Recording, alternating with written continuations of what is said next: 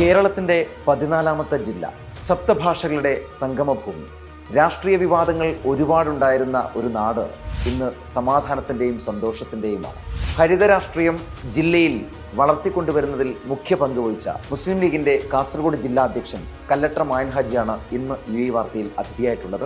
കാസർഗോഡ് ജില്ലയെ സംബന്ധിച്ചിടത്തോളം കേരളത്തിന്റെ വടക്കേ അറ്റത്തെ ഒരു ജില്ലയാണ് എന്നതുകൊണ്ട് വികസന കാര്യത്തിൽ കുറെ പിന്നോക്ക അവസ്ഥയിലായിരുന്നു. UDF ഭരണകാലത്താണ് ആദ്യമായി ഒരു മെഡിക്കൽ കോളേജ് തന്നെ അനുവദിക്കപ്പെട്ടത്. മുസ്ലിം ലീഗ് മതസൗഹാർദ്ദത്തിന് വേണ്ടിയും വികസന പ്രവർത്തനങ്ങൾക്ക് വേണ്ടിയും പ്രവർത്തിക്കുന്ന ഒരു രാഷ്ട്രീയ പ്രസ്ഥാനമാണ്. മറ്റ് ജില്ലകളെ അപേക്ഷിച്ച് വ്യവസായ വികസനത്തിന് ഏറ്റവും നല്ല സൗഹൃദമായ ഒരു അന്തരീക്ഷം നിലനിൽക്കുന്നത് കാസർഗോഡ് ജില്ലയിലാണ്. കാസർഗോഡ് ജില്ലയെ സംബന്ധിച്ചിടത്തോളം കോൺഗ്രസിൽ വലിയ പ്രശ്നങ്ങളൊന്നുമില്ല. ഇപ്പോൾ കാഞ്ഞങ്ങാട് മുനിസിപ്പാലിറ്റിയിൽ പ്രശ്നങ്ങളുണ്ടായിരുന്നു കോൺഗ്രസിനകത്ത്.